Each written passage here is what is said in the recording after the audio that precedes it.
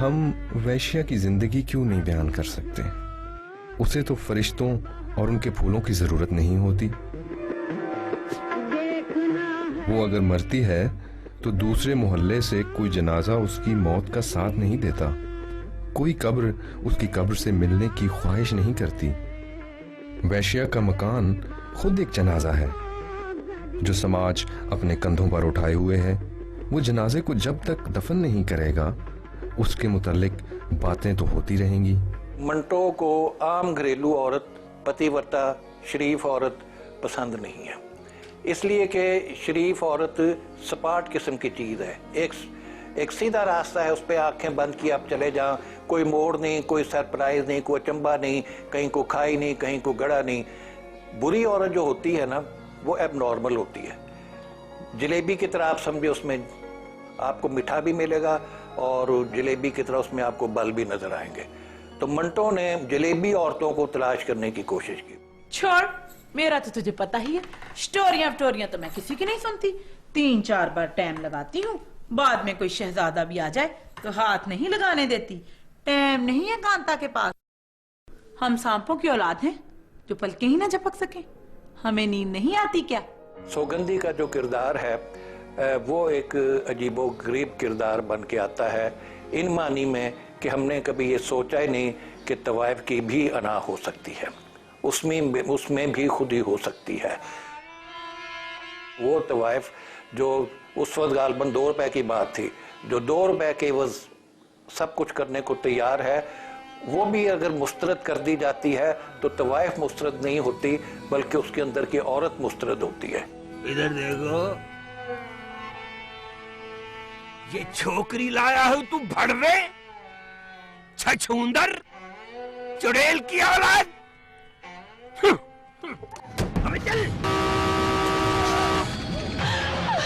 منٹو صاحب ان اولین لوگوں میں سے ہیں جنہوں نے عورت کو کموڈٹی کی بجائے ایک کردار، ایک زندہ وجود سمجھا اور اس کو بھی وہ حقوق دیے جو کہ مردوں کو حاصل تھے. وہ بھی اسی طرح سوچتی تھی، ریئیکٹ کرتی تھی یا کسی چیز پر اپنے رد عمل کا اظہار کرتی تھی جس طرح مرد کرتے ہیں. ماں رہتی ہے تیری اس کھولی میں جو 50 روپے تیرے ہاتھ میں تھما کے تیرا ماتھا چومے گی. بھک منگے، دور ہو جا میری نظروں سے، دفع ہو جا. خبردار جو اس کو ہاتھ لگایا. لوگ آزادی حاصل کرنے کی خوشی میں مگن تھے. یہ آزادی تھی کیا؟ کیوں کر حاصل ہوئی اور آزاد ہو کر ان کی زندگی میں تبدیلی کیا ہوئی؟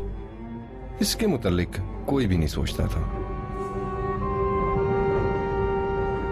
پاکستان اور بھارت دونوں آزاد ملک قرار دے دیے گئے تھے. قتل اور آگ کی وارداتیں باقاعدہ جاری تھیں.